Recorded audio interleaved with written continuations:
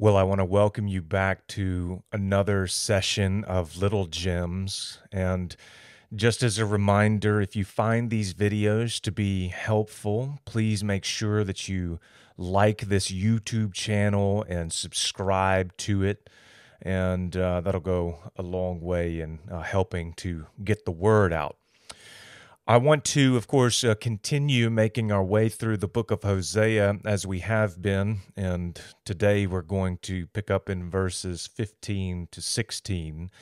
And I just want to begin by reading the text, and then we'll look at it from there.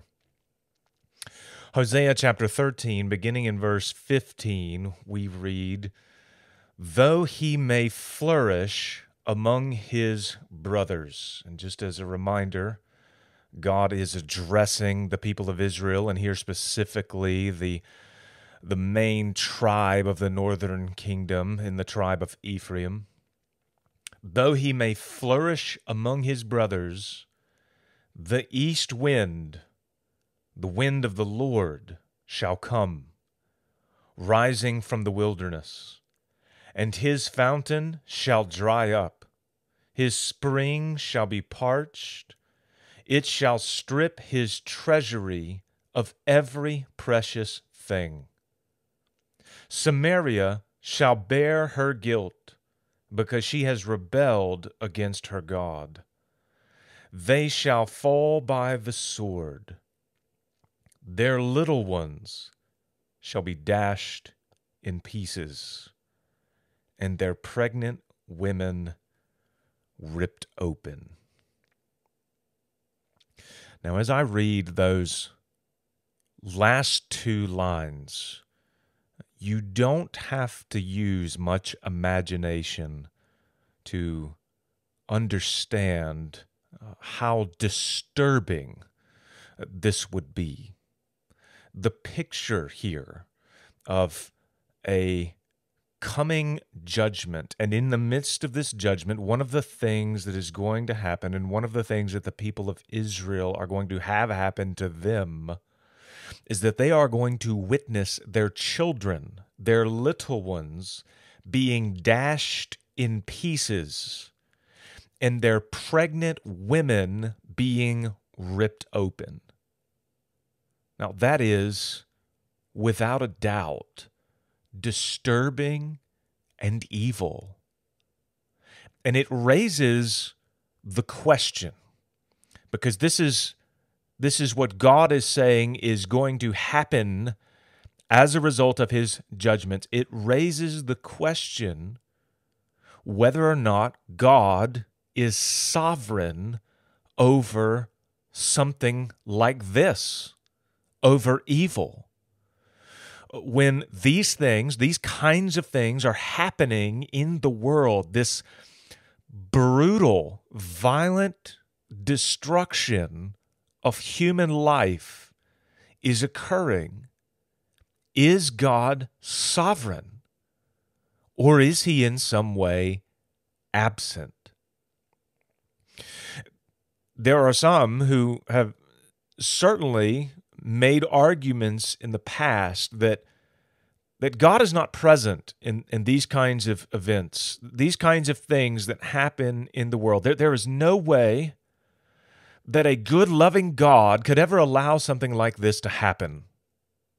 And so often an appeal is made to just the way that God has made humans and given them a free will, and then things like this, when they happen, are almost exclusively the result of men using their free will and God determining that he will not intervene at all.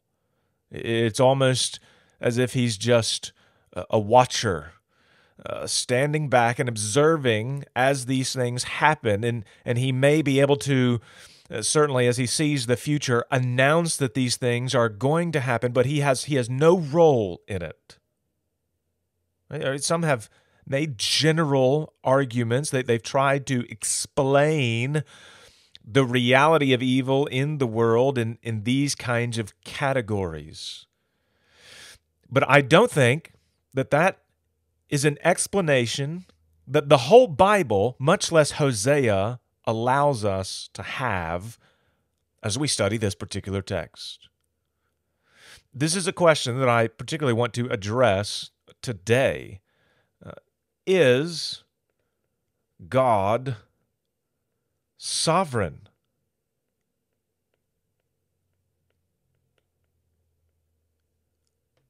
Over evil? Now, I want you to notice, first of all, that in the very beginning of this text, in verse 15, the Lord says that an east wind is coming against the people of Israel, and it's going to cause all kinds of devastation.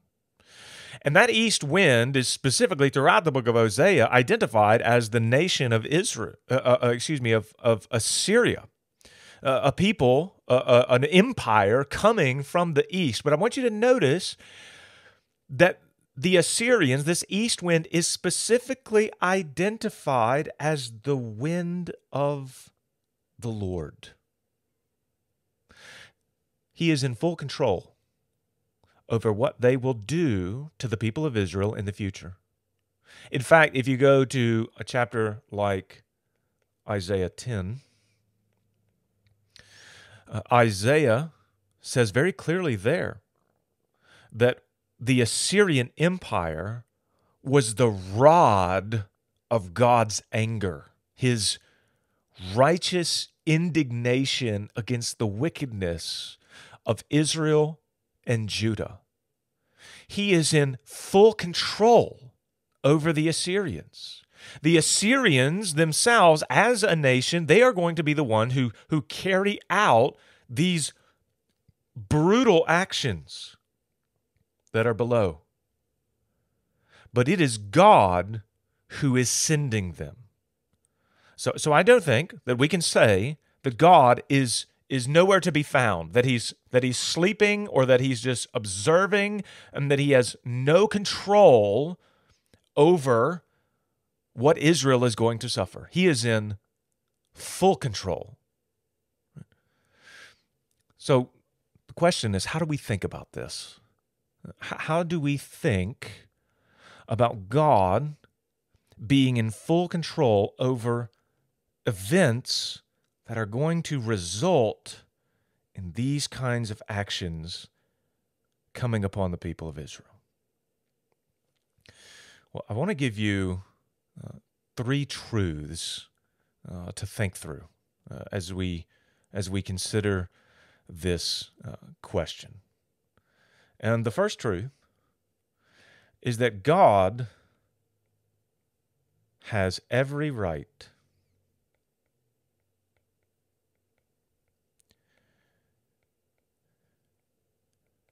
to kill and make alive. God has, in his sovereignty, in his rule over the world, every right to kill and make alive as he sees fit. In Deuteronomy chapter 32 and verse 39, we read this statement. This is the Lord speaking. And he says, "See now that I, even I, am he, and there is no God beside me. I kill, and I make alive. I wound, and I heal, and there is no one that can deliver out of my hand." The world belongs to God. It is his creation, and human beings are his creatures. And especially given humanity's innate, fallen, rebellious nature, if God determines to take someone's life, he can. He is the one who daily sustains our beating heart. It does not beat apart from him. And he is also the one who stops it. At any moment, we do not determine those things. Our brains are not working off of some internal clock. Our bodies, our minds, our hearts are functioning even now because God Himself is upholding us. And when He determines that our time is done, He kills us. He stops our heart from beating. He determines our beginning and our end. And so that's one key truth as we're thinking about this question here that always needs to be kept in mind. God has every right to kill and to make alive as He sees fit. Second truth is that we are not here considering at this moment the more difficult question, yet I think one that has equally a rich and biblical answer, about evil coming upon someone who is innocent, like Job, for example. That's not the question we're considering. Certainly, I hope to consider that question as we come to texts that directly address it. But here we're not considering that question. We are considering the question here about whether or not God can punish sin and evil, as He's doing here against Israel. And that answer is a resounding yes. Number two, God can punish evil.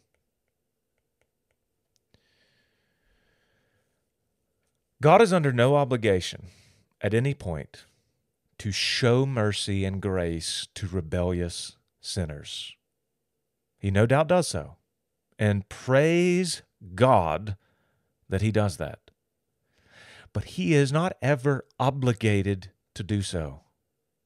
And so when He determined to punish a person or a people for their sin, He is acting always fully in accordance with His own goodness and righteousness and justice.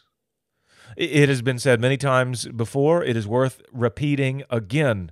If God determined to wipe out the entire world, as He did in the flood, with the exception of Noah and his little family, if God determines to judge the entire world, He would be perfectly just and righteous in doing so, and His attribute and character as a good and loving God would not be diminished in the least bit. He would be praised in the heavens for carrying out justice in the world. So He is never under any obligation to give mercy and grace to rebellious sinners. He is allowed to and has the divine right to punish sin and evil whenever He determines to. That's truth number two. Number three, when He determines to punish evil in the world, He often does so by giving men over to their own wickedness. So truth three, God's judgment often gives men over to their sin. In Romans chapter 1, Paul describes all of these various kinds of evil, sin that happen in the world. And they happen at the individual level and at the corporate level. He lists things like murder, envy, strife, being inventors of evil. And these things, again, can happen individually, and they can happen through larger circumstances like wars and conquests It is no doubt the case that over the history of mankind, as humanity has engaged in all kinds of various wars, that they have been quite adept at inventing new ways of committing destruction. Right? These things can happen on a small individual basis. They can happen on a larger societal, corporate, national level as well. And Paul says that when these things are occurring, they are manifestations of God's judgment. They are God, to use his language, giving men over to their debased minds to do what ought not to be done. He's turning them over completely to their sin nature. Men, we have to remember this, are not by nature good. They are evil. We all, by nature, are wicked, evil. We have hearts and desires that long for things that are corrupt and disturbingly evil. And thanks be to God that he mercifully restrains that evil so that the entire world is not at every moment like North Korea or Nazi Germany. Thanks be to God that everyone is not carrying out the barbarism of an American abortion mill. But when God determines to judge a people, one of the primary means of doing this is by turning men over to their own wickedness so that they carry out this evil and suffer the consequences of their own evil. And of course, that's what happens. They suffer under it, and they suffer because they have rejected the law of God and adopted the law of man, which is always inherently corrupt. In Hosea chapter 13, at the end of verse 15 to 16, our passage, that is exactly what God is doing. Israel has descended into utter wickedness. And as a consequence, God is turning them over to the wickedness of men. He's bringing upon them what they, in fact, brought upon others. In 2 Kings, chapter 15, we're told about one of the Israelite kings, Menachem, who used violence to overthrow another king, whose name was Shallum, who also himself had used violence to overthrow the previous king. And when Menachem was consolidating his power in Israel and waging war against other cities who refused to submit to him, specifically the city of Tifsa, we're told in verse 16 that he sacked the city and, quote, he ripped open all the women in it who were pregnant. Notice, again, the end of verse 16. They're pregnant women ripped open. Menachem did this very thing in the city of Tifsa. He ripped open all the women in it who were pregnant as a show of force, as a show of his power, and as an act of intimidation. Israel, in its rebellion against God, had descended to this level of evil. And so as a consequence, God determined to send another nation against them as a judgment, in this case, the Assyrians. And that nation would carry out that same kind of violence against Israel. In other words, Israel, what Hosea is announcing here, what God through Hosea is announcing, is that Israel is going to reap what they had sowed. God was going to punish them with the justice they deserved for carrying out such evil, not just once, not just twice, but generation after generation after generation. This was their long history of violence, of murder, of political coups, of idolatry, of all manners of immorality. And God was bringing, in essence, their sin against them in the form of the Assyrian Empire. So, in answer to the question, is God sovereign over evil? The answer is yes. The biblical answer is yes.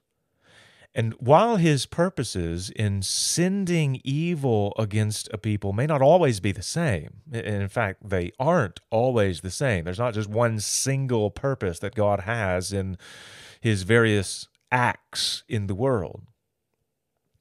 While they may not always be the same, one of the purposes that we see, particularly in this text, is for God to punish the sins of a people. When these kinds of things come upon a people, one of the purposes in God sending it against a people is indeed to punish the sins of those people. Now, hear me again. I am not saying this is the only purpose, but it is indeed one of them. God is never idle, and he is never without control.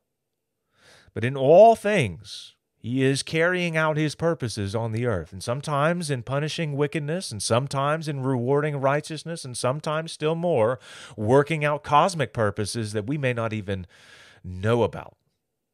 Again, we can see something like this in the book of Job.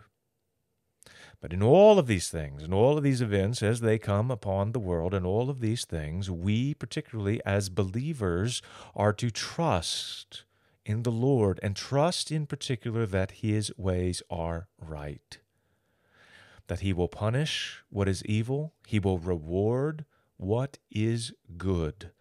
And in the last day, the day of judgment, all things will be set right and perfect. Thanks for joining me. I hope to see you again as we pick up in Hosea 14 in our next session.